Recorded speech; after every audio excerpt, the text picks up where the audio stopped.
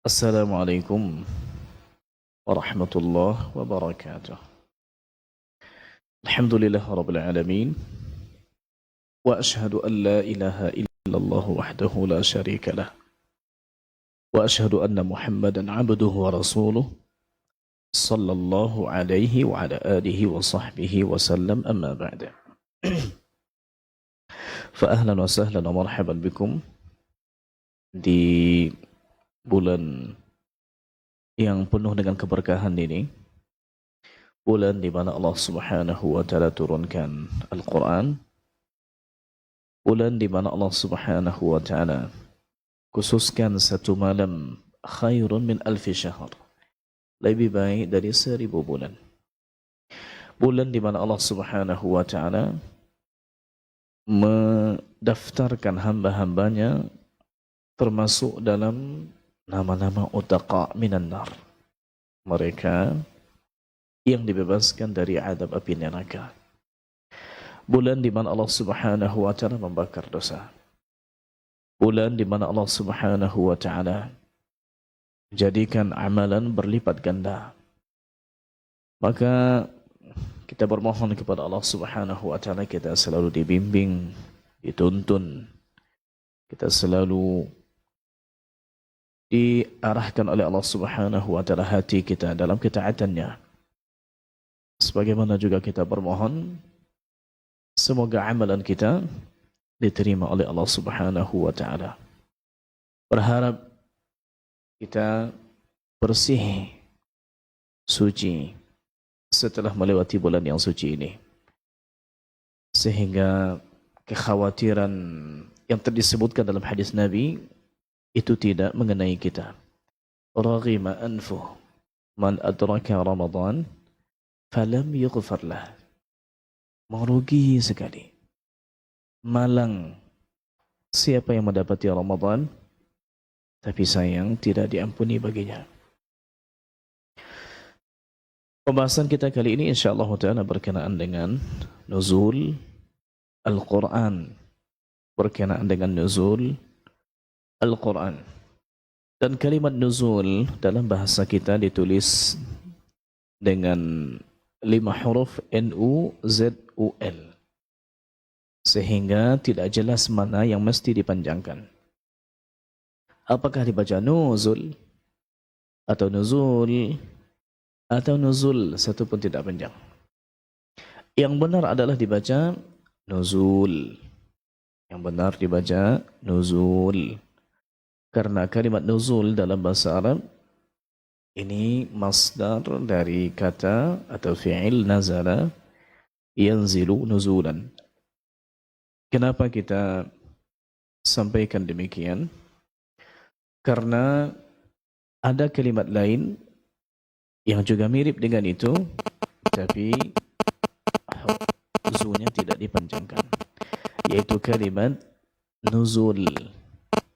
Dan ini sebagaimana tersebut dalam ayat, itu juga tersebut dalam hadis Nabi sallallahu alaihi wasallam. Kita dapati contohnya jamaah yang Allah muliakan tersebut dalam ayat di surat Al-Kahfi. Di halaman terakhir, yaitu di halaman 304, di ayat yang ke-107, Allah Subhanahu wa taala berfirman, setelah kita baca a'udzubillahi minasyaitonirrajim, innal ladzina amanu wa 'amilus solihati kanat lahum jannatul firdausi nuzula. Sesungguhnya orang-orang yang beriman dan beramal saleh, bagi mereka surga sebagai tempat tinggal. Berarti nuzula bisa diartikan tempat tinggal, sama dengan ma'wa. Kemudian kalau kita baca di ayat yang lain, seperti contohnya di halaman 448 di surat As-Saffat, di ayat yang ke-62, Allah Subhanahu wa taala berfirman, adzalika khairun nuzulan am syajaratuz zaqqum. Makanan surga itukah hidangan yang lebih baik, atau pohon zakum. Kita dapati juga contohnya di ayat lain di surat Fussilat di halaman 480 Allah Subhanahu wa taala berfirman di ayat yang ke-32, nuzulan min ghafurir rahim, sebagai hidangan bagimu dari Tuhan yang Maha Pengampun lagi Maha Penyayang. Seperti di sini tidak pakai waw, tapi dibaca nuzul. Begitu juga contohnya doa yang kita baca untuk si mayat. Allahumma fir lahu warhamhu wa'afihi wa'afu anhu wa akrim nuzulahu. Wa akrim nuzulahu. Maka kalimat nuzul kalau dia tidak dibaca panjang nuzul, hanya dibaca nuzul begitu, maka artinya hidangan atau sesuatu yang dijadikan untuk memuliakan tamu. Adapun pembahasan kita nuzul Quran, maka dipanjangkan zaidnya. Nuzul Al-Quran yang artinya turunnya. Jemaah yang Allah muliakan, pemirsa yang budiman, sebelum kita beralih lebih dalam ke masalah turunnya Quran, maka perlu kita jelaskan sedikit banyak tentang pentingnya wahyu, terutama gambarannya di zaman para sahabat. Seberapa pentingkah wahyu itu? Seberapa pentingkah syariat ini bagi para sahabat? Kita lihat insyaAllah ta'ala beberapa riwayat dalam bab ini. Di antaranya apa yang disebutkan di Sahih Muslim, bercerita tentang Abu Bakar dan Umar radhiyallahu anhuma. Disebutkan oleh Anas bin Malik radhiyallahu anhu, qala Abu Bakar radhiyallahu anhu ba'da wafati Rasulillah sallallahu alaihi wasallam li Umar. Berkata Abu Bakar radhiyallahu anhu setelah wafatnya Nabi sallallahu alaihi wasallam kepada Umar. Apa yang disampaikan Abu Bakar kepada Umar? Intaliq bina ila Ummi Aiman nazuruha. Ayo kita pergi ke rumahnya Ummu Aiman. Kita ziarahi beliau. Kita kunjungi beliau. Kama kana Rasulullah sallallahu alaihi wasallam yazuruha. Sebagaimana dahulu Nabi kita sallallahu alaihi wasallam mengunjunginya. Falamma intahina ilaiha bakat. Maka tatkala kami sudah sampai di rumahnya, Ummu Aiman pun menangis. Menangis. Kita baru sampai, Ummu Aiman menangis. Yang dikunjungi menangis. Tuan rumah bersedih. Faqala laha, ma yubkiki? Maka berkata keduanya, bertanya keduanya kepada Ummu Aiman radhiyallahu anha, ma yubkiki? Apa yang membuatmu menangis? Lalu dihibur Ummu Aiman oleh Abu Bakar dan Umar radhiyallahu anhuma.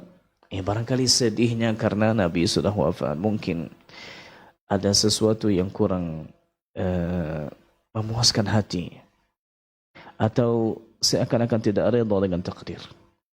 Maka disampaikan oleh keduanya, ma indallahi khairun li rasulihi sallallahu alaihi wasallam.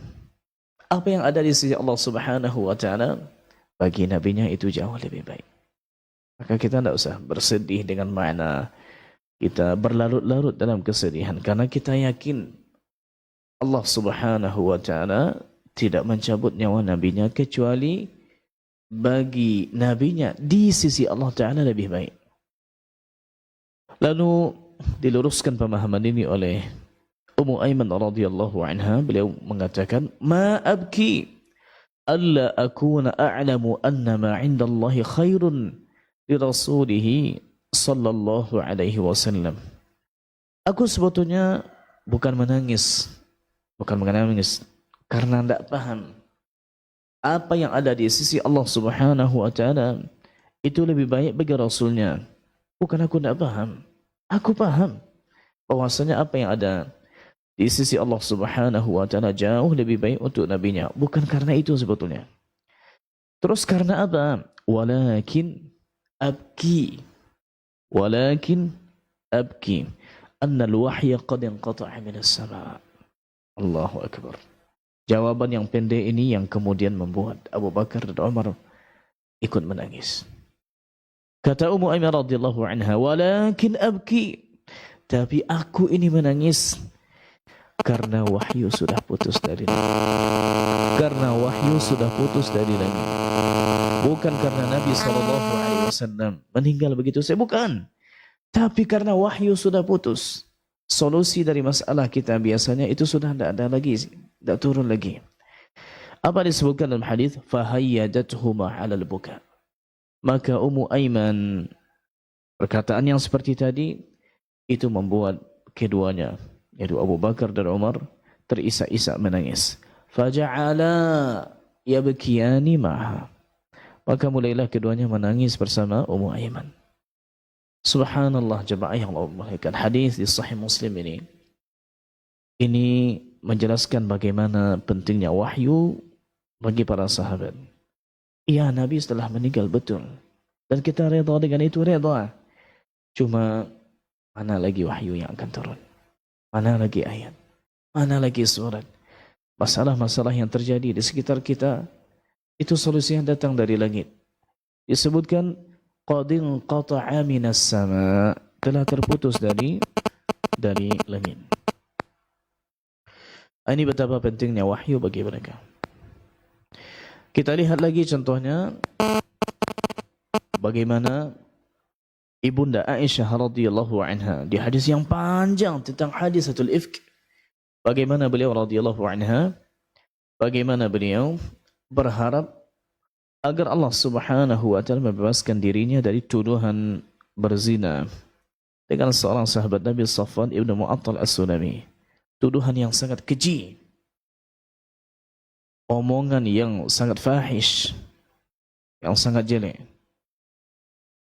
Ibunda Aisyah radhiyallahu anha mengatakan saking sedihnya beliau sampaikan, "Fabittu tilka al-lailata hatta asbahtu la yarqa'u li dam'un."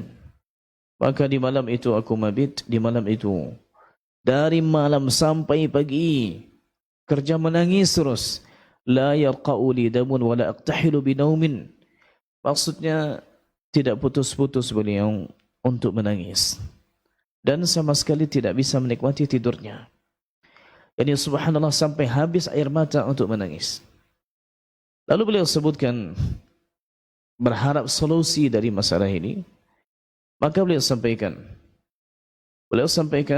wa ana arju an yubarri'ani Allahu. Aku berharap Allah Subhanahu wa taala membebaskanku dari tuduhan itu. Walakin wallahi ma dhanantu an yunzila fi sya'ni wahyan wala ana ahqaru fi nafsi min an yatakallama aw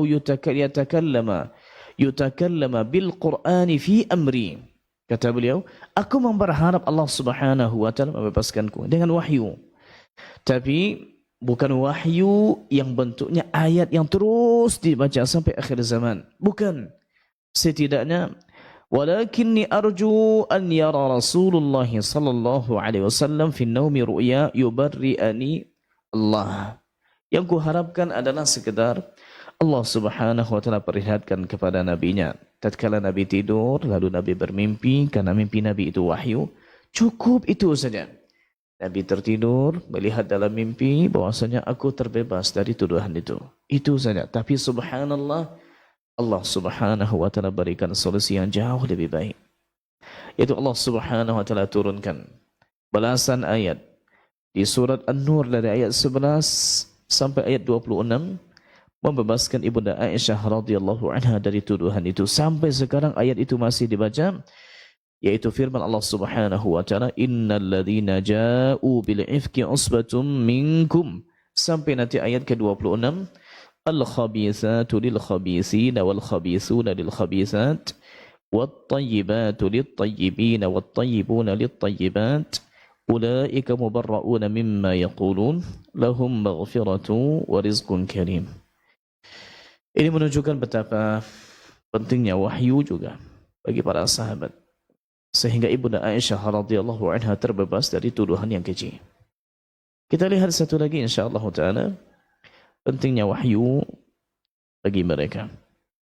Hadis di Sahih Bukhari dari Safwan bin Ya'la bin Umayyah, dari ayahnya Ya'la bin Umayyah, bahwasanya seorang lelaki datang kepada Nabi SAW sementara Nabi ketika itu sedang berada di Ji'ranah. Dan ini terjadi setelah perang Hunain. Wa alaihi jubbatun wa alaihi atharul khaluq. Sementara lelaki tadi itu memakai jubah yang mirip dengan pakaian kita, ya, pakaian yang biasa dipakai. Wa alaihi atharul khaluq. Sementara itu masih ada sisa-sisa atau bekas dari khaluq, parfum. Jadi beliau ini mau umrah, tapi baju masih dipakai. Sementara di baju yang dipakai itu atau di kain ihramnya itu masih ada bekas ditempelkannya atau bekas parfum. Disebutkan, kaifa ta'muruni an asna'a fi umrati? Bagaimana engkau menyuruhku? Apa yang akan kulakukan harusnya di umrahku ini? Fa anzalallahu ala an-nabi sallallahu alaihi wasallam fasutira bi thawbin. Wa wadidtu anni qad ra'aytu an-nabiyya sallallahu alaihi wasallam wa qad unzila alaihi al-wahyu. Singkat cerita, Nabi kita terdiam, kemudian turun kepadanya wahyu, ditutup beliau oleh Umar bin Khattab radhiyallahu anhu dengan kain atau seperti kain sarung, berada beliau di dalamnya sampai turun kepada beliau wahyu. Kata Umar bin Khattab kepada Ya'la ibnu Umayyah, yang beliau ini termasuk baru-baru beliau ya masuk Islamnya, belum pernah melihat seperti apa wahyu diturunkan kepada Nabi. Kata Umar, ta'al ayasurruka an tanzura ila an-nabiy sallallahu alaihi wasallam wa qad unzila 'alaihi wahyu? Apakah engkau mau, suka tak kalau engkau melihat bagaimana proses wahyu itu turun ke Nabi? Mau lihat? Maka beliau melihat. Farafa'a taraf ath-thawbi fanazartu. Maka diangkatlah oleh Umar bin Khattab radhiyallahu anhu ujung dari kain. Lalu Ya'la bin Umayyah bisa melihat bagaimana Nabi kita sallallahu alaihi wasallam menerima wahyu. Setelahnya Nabi tanya, "Aina as-sa'ilu 'anil umrah?" Mana dia orang yang tadi tanya tentang masalah umrah? Lalu Nabi sampaikan, ya, ikhla anka jubbataka. Engkau tanggalkanlah jubahmu ini, waghsil atharal khaluq. Kemudian cucilah bekas-bekas parfum yang tadi. Ya, karena parfumnya disebutkan warna sufrah, agak kekuning-kuningan maka nampak. Maka itu dicuci. Karena orang yang berihram, kalau sudah ihram dia tidak boleh lagi pakai parfum, apalagi mengenai pakaiannya. Begitu juga tidak boleh lagi pakai pakaian biasa. Itu ditanggalkan. Ya. Ini solusi nyata dari wahyu. Nabi bisa saja jawab, begini, begini, begini. Tapi subhanallah Nabi tidak menjawab dengan ucapannya, tapi Nabi kita SAW menjawab dengan wahyu dari Allah Subhanahu wa taala, meskipun bentuknya di sini bukan ayat, bukan surat, bukan ayat suci yang dibaca. Tapi ini menunjukkan bagaimana pentingnya wahyu bagi mereka. Itu solusi. Ada masalah, baik masalahnya itu masalahnya di keluarganya, masalahnya dengan kaum muslimin yang lain, masalahnya mungkin dengan harta, masalahnya dengan kaum musyrikin Yahudi munafikin, maka semuanya diturunkan oleh Allah Subhanahu wa taala wahyu sebagai solusi dalam masalah ini. Baik, jamaah yang Allah muliakan, kenapa kita pilih topik atau tema kita berkenaan dengan nuzul Quran, turunnya Quran? Karena memang disepakati oleh para ulama kalau Al-Quran diturunkan di bulan Ramadan. Dalam ayat di surat Al-Baqarah ayat 185, firman Allah Subhanahu wa taala, "Syahrul Ramadan alladzi unzila fihi al-Quran hudan lin-nasi wa bayyinatin minal huda wal furqan." Ini masyhur sangat. Bulan Ramadan yang diturunkan padanya Al-Quran sebagai petunjuk, ya, sebagai petunjuk. Baik, kita ingin membahas lebih dalam seperti apa turunnya Quran. Seperti apa turunnya Al-Quran? Apakah turunnya sekali atau turunnya 2 kali? Terus apa pula maksudnya turunnya Quran, nuzulul Quran 17 Ramadan? Apakah demikian benar adanya? Apakah ini turun pertama atau turun kedua? Terus bagaimana pula kita menghubungkan dengan Inna anzalnahu fi lailatul qadr. Kami turunkan Al-Quran di malam Lailatul Qadar. Apakah mungkin Lailatul Qadar itu berada di malam 17?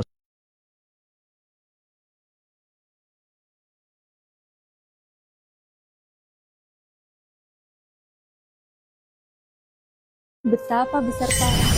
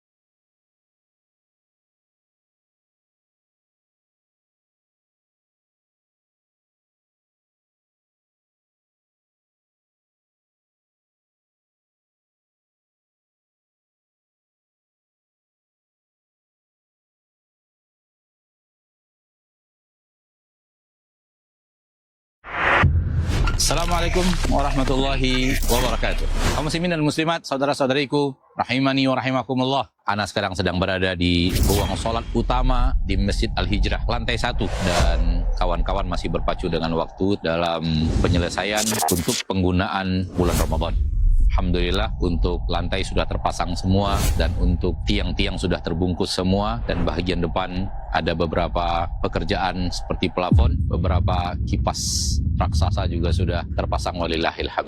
Alhamdulillah kita juga menyertai masjid ini dengan adanya layar lebar. Layar yang ada di depan seperti Anda lihat sedang pemasangan. Tujuan utamanya nanti ketika ada kajian-kajian dari masyayikh ataupun dari asatidzah kita, bagi saudara-saudara kita yang ada di belakang yang tidak mampu melihat dari kejauhan, maka bisa dibantu dengan adanya layar ini agar terlihat lebih jelas bagi saudara-saudara kita yang berada sekitar 55 meter di belakang. Ada semacam penghias bagian depan, tampilan paling depan daripada Masjid Al-Hijrah bisa dilihat. Ini mirip dengan pintu juga demikian sudah terpasang, alhamdulillah. Ini juga sudah terpasang untuk menambah keindahan bangunan masjid kita. Bersama Anda kaum muslimin dan muslimat, mari kita saling bekerja sama untuk bahu-membahu membangun kejayaan untuk agama kita, untuk kaum muslimin di pembangunan rumah Allah di Masjid Al-Hijrah bersama Yayasan Hasil Cahaya Tauhid bersama Markas Sunnah Nusantara Al-Hijrah. Semoga Allah Tabaraka wa Ta'ala Rabbul Izzati wal Jalalah menjadikan semua ini bagian daripada infak dan sedekah yang Allah lipat gandakan untuk kita nikmati insyaallah di surganya kelak. Wassallallahu wasallam wa baraka wa an'ama ala abdihi wa rasulihi Muhammad. Alhamdulillahi rabbil alamin. Wassalamualaikum warahmatullahi wabarakatuh.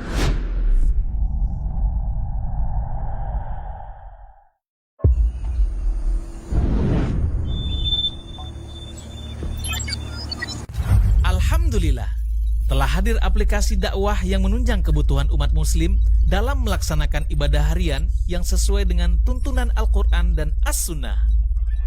Asil App hadir dengan fitur-fitur sebagai berikut: TV dan radio streaming. Fitur ini memudahkan pengguna untuk mengakses tayangan Asil TV, radio, dan televisi dakwah lainnya dalam genggaman pengguna. Fitur infak. Pengguna dapat menyalurkan infak untuk pembangunan Markas Sunnah Nusantara Al-Hijrah dan infak pendidikan di Markas Sunnah Nusantara Al-Hijrah.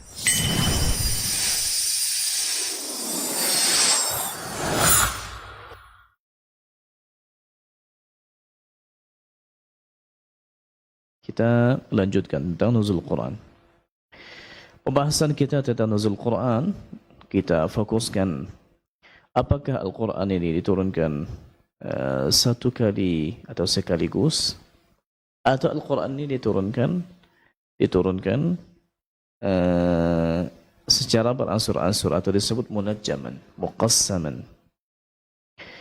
Kemudian pembahasan kita juga apa pula yang dimaksud dengan inna anzalnahu fi lailatul qadar. Apa pula yang dimaksud dengan ayat inna anzalnahu fi lailatin mubarakah. Apa pula yang dimaksud dengan syahrul Ramadan alladhi unzila fihi al-Quran. Betulkah Al-Quran ini turunnya sekaligus? Atau Al-Quran diturunkan secara beransur-ansur? Maka ini yang insyaAllah ta'ala akan kita dalami lebih dalam. Termasuk juga bagaimana kita bisa memuliakan Al-Quran, bagaimana kita bisa mengagungkan Al-Quran lebih dari yang biasanya. Lebih dari yang biasanya.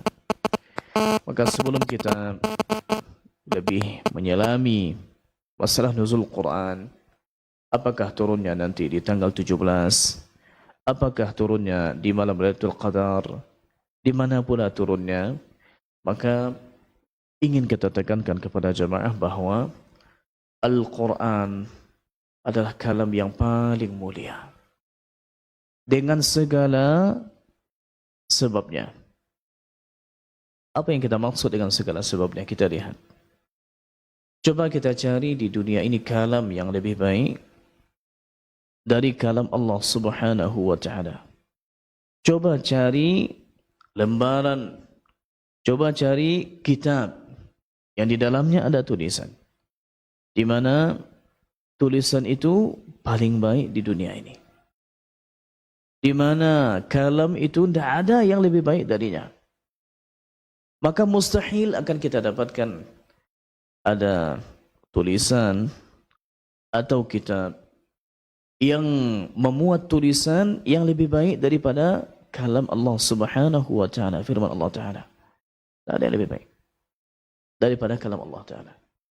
Dari sekian banyak kalam Allah Subhanahu wa ta'ala, ada Zabur, ada Taurah, ada juga Injil, ada juga Suhuf Ibrahim, ada juga yang lain, ada juga Quran.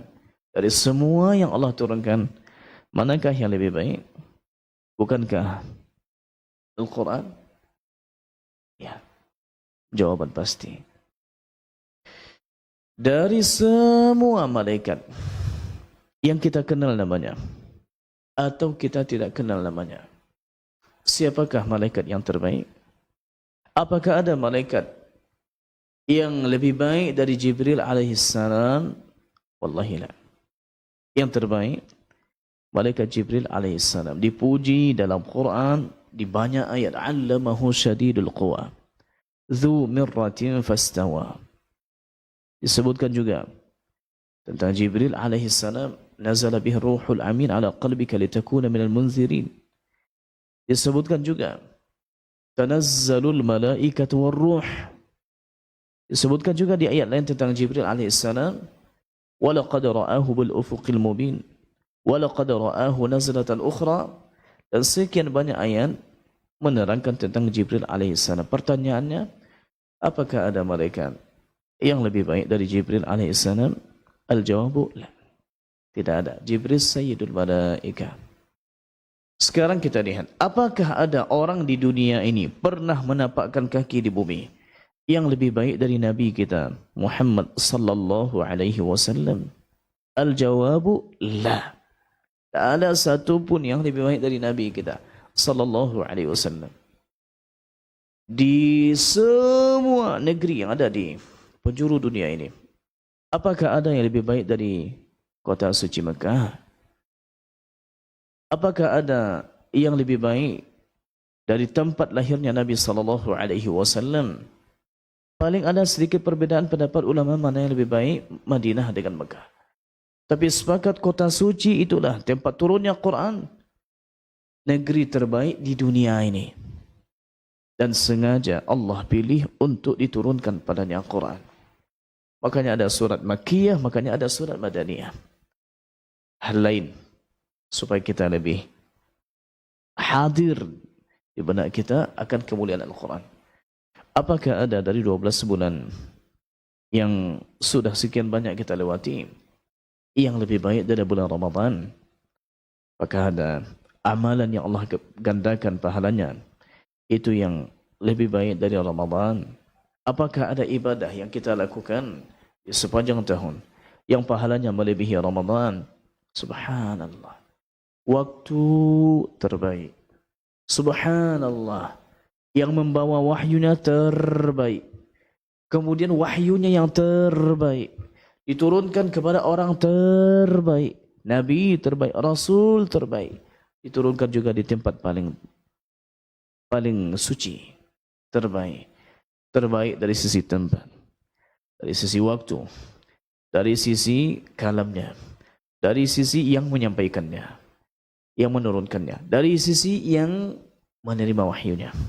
Apa lagi yang akan kita ragukan dari Quran ini? Kemuliaan luar biasa. Yani nur ala nur. Mulia di atas kemuliaan. Baik. Jemaah yang Allah muliakan, kita sampaikan bahwa ada dua pendapat ulama tentang masalah nuzul Quran. Sebagian mereka mengatakan bahwasanya nuzul Quran yang dimaksud dengan turunnya Al-Quran itu hanya sekali, yaitu turunnya Quran secara beransur-ansur 20 tahun kurang lebih, itu kepada Nabi kita sallallahu alaihi wasallam. Sehingga ada disebutkan dalam ayat, di salah satu ayat di surah Al-Furqan, jemaah bisa lihat di halaman 362. Di ayat yang ke-32, Allah Subhanahu wa taala ceritakan tentang orang-orang kafir.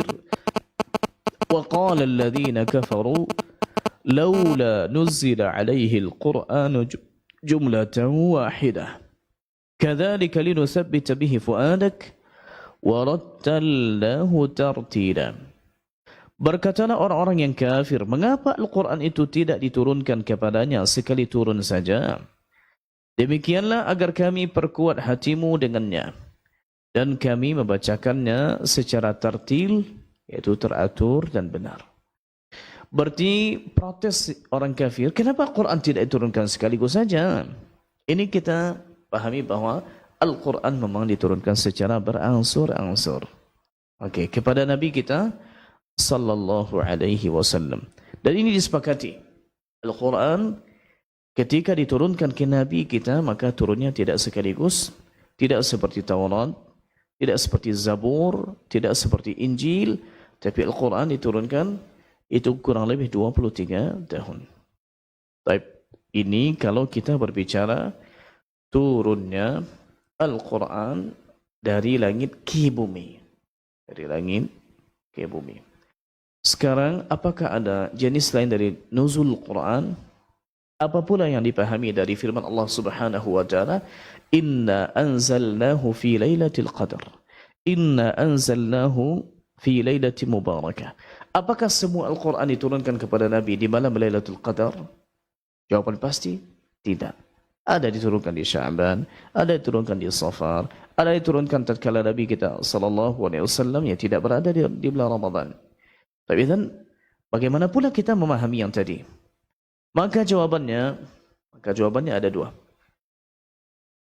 Pertama sekali, boleh jadi yang dimaksud dengan inna anzalnahu fi lailatul qadar, boleh jadi yang dimaksud adalah yaitu awal pertama sekali Al-Quran turun ke Nabi kita sallallahu alaihi wasallam. Atau lebih detailnya surat Al-Alaq 5 ayat pertama. Iqra bismi rabbikal ladzi khalaqa khalaqal insana min 'alaq. Iqra wa rabbukal akram alladzi 'allama bil qalam 'allamal insana ma lam ya'lam. 5 ayat ini turunnya kapan? Di Gua Hira itu turunnya kapan? Itu di bulan Ramadan, di malam Lailatul Qadar, malam yang diberkahi. Ini satu jawaban ulama tentang inna anzalnahu fi Lailatul Qadar. Jawaban kedua, yang dimaksud diturunkan di malam Lailatul Qadar, maknanya adalah diturunkan dari Lauhil Mahfuz ke langit dunia. Berarti belum ada cerita bumi di sini. Belum ada cerita Nabi kita Muhammad sallallahu alaihi wasallam, belum ada cerita Gua Hira. Babnya itu turun dari Lauhil Mahfuz di tempat penyimpanan dan diturunkan setelahnya ke langit dunia. Di Baitul Izzah disimpan lagi. Berarti ibaratnya dari tempat tinggi masih ke tempat tinggi di langit. Berarti nuzul samawi. Di antara riwayat yang menunjukkan itu adalah yaitu apa yang disebutkan di beberapa referensi, di antaranya adalah disebutkan oleh Imam At-Tabari, disebutkan juga oleh Ibnu Abi Syaibah, disebutkan juga di yang lain, di antaranya disebutkan oleh Imam An-Nasai dalam Sunan Al-Kubra dengan sanad yang sampai kepada Sa'id bin Jubair dari Ibnu Abbas radhiyallahu anhuma, sepupu Nabi. Apa kata beliau? Fusilal Qur'anu min az-zikri fawudi'a fi baitil izzati fi sama'id dunya. Dipisahkan Al-Quran dari tempat penyimpanannya, dari Lauhil Mahfuz, lalu diletakkan di sebuah tempat di langit dunia namanya Baitul Izzah, itu rumah keagungan.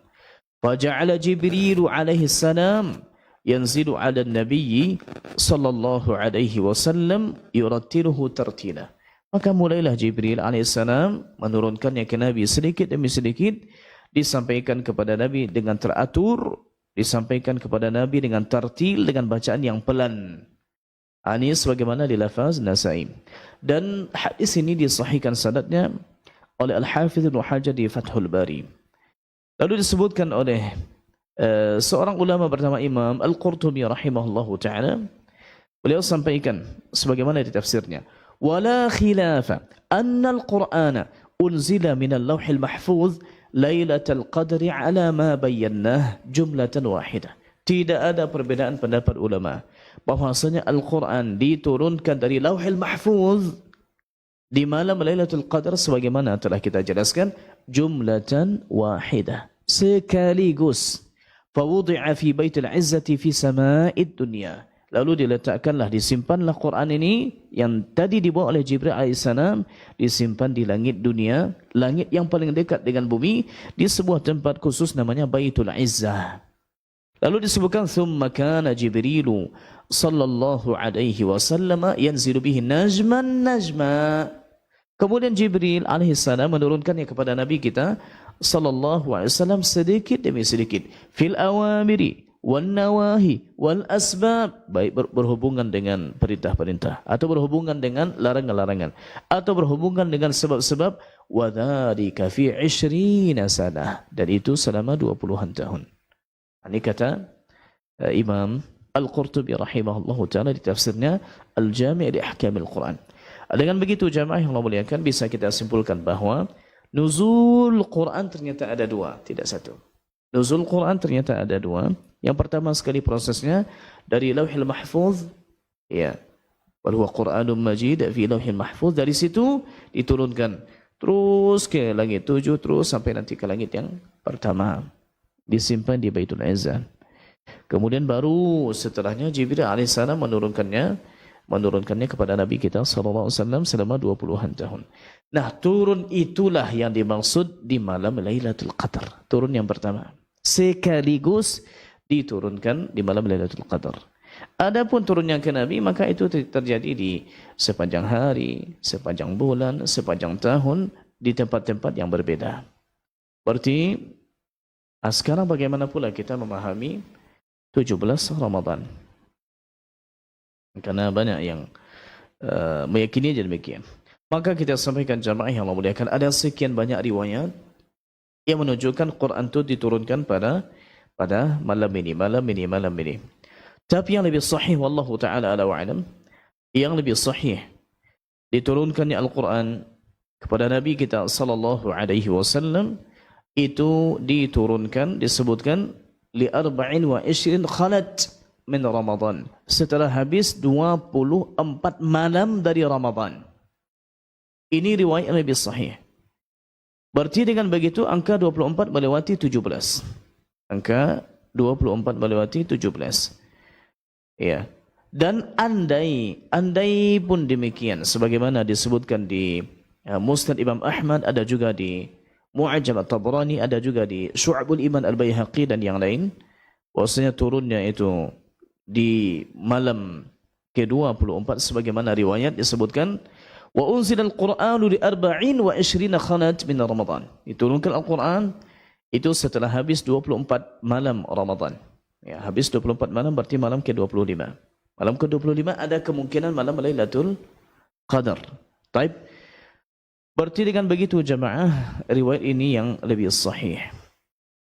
Mau sahih 24, 25, 17, 13 segala macam, maka juga tidak ada anjuran untuk merayakan malam tertentu sebagai malam turunnya Al-Quran. Coba kita lihat di sepanjang sirah Nabawiyah atau kisah sahabat. Adakah mereka sengaja mengkhususkan satu malam untuk dihidupkan dalam rangka nuzul Quran, memperingatinya atau merayakannya? Ternyata ini juga kita tidak dapati. Ya. Sekian banyak sahabat, ratusan ribu, sekian banyak tabi'in, generasi yang Allah ridai. Ternyata hal yang demikian juga tidak dikhususkan oleh mereka, sehingga kita tidak masuk ke perkara yang diada-adakan. Baik jamaah yang Allah muliakan, sekarang kita bahas sedikit insyaAllah ta'ala di waktu yang tersisa ini. Kita bahas sedikit berkenaan dengan faedah atau kenapa Al-Quran diturunkan kepada Nabi kita sallallahu alaihi wasallam secara beransur-ansur. Kenapa tidak semuanya sekalian? Ya, semua solusi ada di situ. Kenapa harus diturunkan secara beransur-ansur? Di sini ada disebutkan dalam ayat yang kita baca tadi, yaitu di halaman 362, ayat yang ke-32. Kadzalika linusabbita bihi fuadak. Demikianlah agar kami perkuat hatimu dengannya. Artinya sengaja Allah turunkan Al-Quran beransur-ansur supaya Nabi kita lebih kuat. Kita bayangkan begini. Jika ada satu orang yang ingin memberikan bantuan kepada kita, dia bantuannya mungkin banyak, tapi dia hanya sekali bantu. Setelah itu dia lupa kita. Setelah itu dia pergi, tak ingat lagi. Hanya sekali momen itu saja dia bantu kita. Meskipun mungkin banyak. Tapi ada orang lain yang rutin memberikan setiap bulan. Saya akan kasih segini. Meskipun dia dibagi-bagi. Jumlahnya sama. Tapi ini dilakukan dalam sekian waktu. Dan itu terus berkesinambungan dan berlanjut. Maka Masya Allah kita akan lebih tenang dengan ini. Karena boleh jadi dikasih uang di awal-awalnya. Banyak hadiahnya. Masya Allah langsung banyak. Itu bisa habis. Tapi kalau begini dibagi-bagi, itu nampak sekali perhatian orang. Setiap bulan, setiap waktu dia ingat dengan kita. Kurang lebih begitu. Nabi kita sallallahu alaihi wasallam itu menghadapi kaum Quraisy.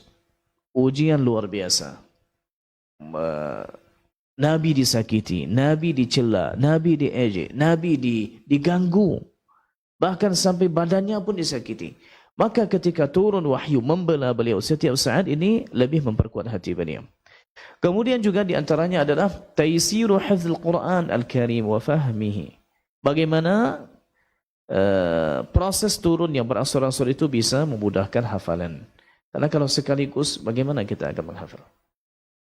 Dan juga memudahkan kita untuk memahami.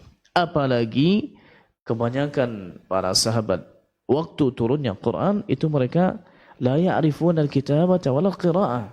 Mereka tidak bisa menulis, mereka tidak bisa baca. Tak tahu mereka itu. Banyak yang tidak bisa. Ummi. Dengan begitu akan lebih pas kalau sedikit demi sedikit. Dan yang juga tidak kalah penting adalah kata para ulama musayaratul hawadits. Musayaratul hawadits. Jadi turun ayat itu pas berkenaan dengan peristiwa tertentu. Ada peristiwa tertentu, turun ayat. Ada lagi kejadian yang lain, turun ayat. Berarti sesuai dengan kondisi. Ada lagi at-tadarruj fi tashri', yaitu beransur-ansur dalam meletakkan syariat. Jadi tidak semuanya sekaligus. Karena bagaimanapun sebagian tradisi masih mendarah daging di tubuh mereka. Meskipun itu tradisi jahiliyah. Meskipun mereka sudah masuk Islam. Di antaranya adalah tradisi minum khamar. Jangan kita sangka bahwa minum khamar ini dari awal itu sudah syahadat. Itu mereka belum lagi, butuh waktu. Bahkan ada 4 ayat dalam bab ini. proses sampai nanti mereka betul-betul bisa meninggalkan. Sehingga disebutkan juga oleh Ibunda Aisyah radhiyallahu anha sebagaimana diriwayatkan oleh Muhammad ibnu Abi Mulaikah di Sahih Bukhari, kata Ibunda Aisyah atau di Sunan At-Tirmidzi disebutkan bahwa kata Ibunda Aisyah, andai yang turun dari Quran pertama sekali adalah halal haram, jangan berzina, sungguh kalian akan mengatakan, demi Allah kami tidak akan meninggalkan zina. Jangan mencuri, jangan minum khamar, kami demi Allah tidak akan meninggalkannya. Tapi yang turun pertama berkenaan dengan surga, berkenaan dengan neraka. Oleh beransur-ansur setelahnya ada hukum-hukum. Maka ini lebih pas dari proses perubahan. Ini lebih pas karena bagaimanapun orang butuh, ketika berubah itu butuh waktu, butuh proses. Ini diantara hikmah di mana Al-Quran, kenapa Al-Quran diturunkan secara beransur-ansur kepada Nabi kita sallallahu alaihi wasallam. Kemudian jamaah yang Allah muliakan, hal yang juga tidak kalah penting kita sampaikan bahwa Al-Quran itu turunnya kadang dengan sebab khusus, kadang tidak punya sebab khusus sama sekali. Jadi jangan kita bayangkan asbabun nuzul, sababun nuzul, bahwa semua ayat 6.236 ayat semuanya itu punya sebab khusus. Artinya ada kejadian lalu turun, ada kejadian lalu turun. Ternyata tidak. Kalau kita baca contohnya di kitab Asbabun Nuzul, entah karangan Imam Al-Wahidi, entah karangan Al-Asqalani Ibnu Hajar Al-Hafidh Al-Lubab, entah karangan Imam As-Suyuti, entah karangan contohnya yang mutaakhirin seperti contohnya Syekh Muqbil Al-Wadi'i contohnya. Itu ternyata didapati tidak lebih dari 200 ayat. Sementara ayat Al-Quran semuanya 6.236. Ternyata tidak sampai 200-an ayat. Punya sebab khusus turunnya dari Allah Subhanahu wa taala. Dan yang lebih banyak itu adalah ayat-ayat yang di Madinah. Ada sebuah kejadian di Madinah, masalah zihar, turun surat Al-Mujadalah. Ada di Madinah tentang sekembalinya Nabi dari perang Bani Mustaliq dan tertuduhnya Ibunda Aisyah, turun surat An-Nur. Ada lagi peristiwa lain berkenaan contohnya dengan turun ayat, dan itu ternyata terbatas. Ya. Maka jangan disangka bahwasanya semua ayat itu ada sebab khusus. Tapi yang perlu kita pahami adalah semua ayat itu ada sebab umum. Apa maksudnya? Semua ayat punya sebab nuzul umum. Apa maksudnya sebab nuzul umum? Sebab nuzul umum maksudnya adalah semua ayat, semua surah diturunkan hudal linnasi wa bayyinatin minal huda wal furqan. Allah turunkan karena atau itu kan sebagai hidayah. Allah turunkan sebagai penjelasan yang nyata. Allah turunkan sebagai petunjuk untuk kita. Ya. Maka nanti kalau ditanya, coba cari sebab turun surat At-Takatsur contohnya. Ini akan susah kita dapati. Meskipun mungkin ada sebagian riwayat tapi tidak sahih. Coba cari sebab nuzul firman Allah Subhanahu wa taala contohnya wal 'asr. Ternyata juga kita tidak dapati secara khusus, ya. Lalu kenapa turun juga? Kembali kepada yang tadi. Ya. Syahrul Ramadan alladzi unzila fihi al-Qur'an hudan lin-nas. Disebutkan juga dzalikal kitabu la raiba fihi hudan lil muttaqin. Ya, berarti Al-Qur'an sebagai petunjuk. Kenapa diturunkan? Karena manusia butuh untuk ditunjuki. Manusia butuh lepas dari tradisi-tradisi jahiliyah sebelumnya. Manusia butuh diarahkan karena manusia terkadang lebih beringas daripada binatang-binatang yang liar. Kalau tidak dipagari dengan syariat, kalau tidak dipagari dengan halal haram, kalau tidak dipagari dengan perintah dan larangan, kemana mereka akan pergi? Bagaimana negeri ini akan aman? Bagaimana hidup mereka itu akan sejahtera kalau tidak dituntun dengan wahyu Allah Subhanahu wa taala? Yani subhanallah, tatkala Ja'far bin Abi Thalib itu menjadi juru bicara, berbicara dengan Raja Ashamah Najasyi, berbicara, maka subhanallah di antara yang beliau sampaikan, dulu datang kepada kami, ya, dulu kami bebas saja berzina, bebas saja mencuri, bebas saja minum khamar, bebas melakukan apa saja. Hatta ja'ana rajul, sehingga datang kepada kami seorang lelaki yang menyuruh kami silaturahim, menyuruh kami untuk tidak menzalimi, menyuruh kami untuk salat, menyuruh kami untuk puasa dan segala macam syariat. Sehingga subhanallah dengan syariat itu maka kehidupan menjadi aman, menjadi sentosa. Semua orang mendapatkan kenyamanan dalam keluarganya, termasuk juga kenyamanan dalam ibadah. Coba kalau kita ibadah lalu tidak ada tuntunan wahyu, seperti apa kita? Coba kalau kita contohnya ingin untuk memimpin negara atau memimpin orang-orang tertentu, lalu diserahkan aturannya kepada mereka-mereka sendiri. Kepala mereka itu mengeluarkan aturan sendiri. Itu bagaimana nanti kita akan bersatu? Ini pentingnya wahyu, sehingga semua kita berada dalam satu rel di hidayah Allah Subhanahu wa taala. Maka jamaah yang Allah muliakan, kita berharap dengan penjelasan begini kita lebih memuliakan Quran. Saya tekankan perkara yang tadi kita sampaikan. Wallahi tidak ada satu pun kalam yang lebih mulia daripada kalam Allah Taala. Tidak ada satu pun nabi yang lebih mulia daripada Nabi Muhammad sallallahu alaihi wasallam. Tidak ada satu pun malaikat yang lebih mulia daripada Jibril. Tidak ada satu pun tempat yang lebih mulia di dunia ini kecuali Mekah, kota suci. Tidak ada bulan yang lebih mulia daripada bulan Ramadan. Semua ini Allah pakai untuk nuzul Quran. Kalam Allah diturunkan lewat malaikat terbaik, diterima oleh manusia terbaik, di tempat terbaik, di waktu terbaik. Apalagi? Maka kita berharap insyaAllah ta'ala dengan ini kita lebih respon, kita lebih sensitif, kita lebih peka dengan Al-Quran. Alhamdulillah di bulan ini orang-orang alhamdulillah jemaah itu perhatian dengan Al-Quran, bahkan sebagian mereka ada yang pacu-pacu mau khatam berapa kali dan segala macam. Masya Allah, Masya Allah. Cuma yang jadi catatan adalah, bukankah Quran yang kita baca di bulan Ramadan itu juga yang kita baca di luar Ramadan? Bukankah Tuhan yang kita sembah di Ramadan itu juga yang kita sembah di luar Ramadan?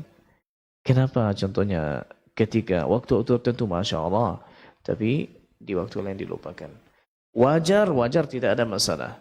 Bahkan Imam Malik rahimahullah ta'ala dan sekian banyak ulama meninggalkan majlis ilmunya supaya mereka fokus kepada Quran pun tidak ada masalah. Disebutkan juga Imam Syafi'i sampai khatam Quran itu 60 kali di satu Ramadan. Iya betul, ini tidak ada masalah. Yang menjadi masalah adalah mana Al-Quran ketika Ramadan sudah berakhir.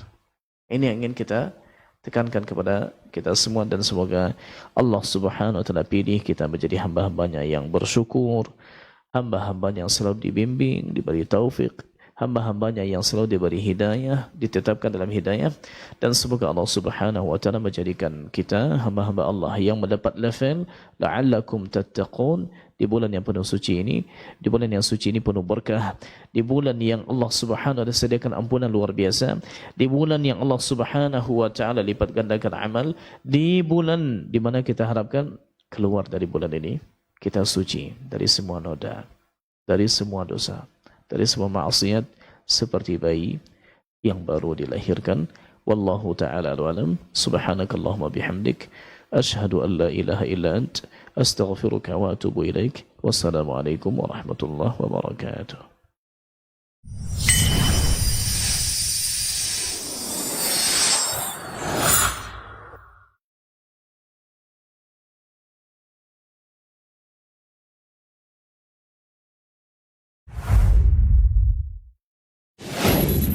Assalamualaikum warahmatullahi wabarakatuh. Saudara-saudariku, para pemirsa Sil TV dimanapun Anda berada, rahimani wa rahimakumullah. Semoga antum selalu berada dalam lindungan Allah Tabaraka wa Ta'ala, dan semoga kesehatan, keberkahan, rahmat dan nikmat Allah Tabaraka wa Ta'ala selalu meliputi Anda semuanya. Ma'asyiral muslimin, ma'asyiral muslimin.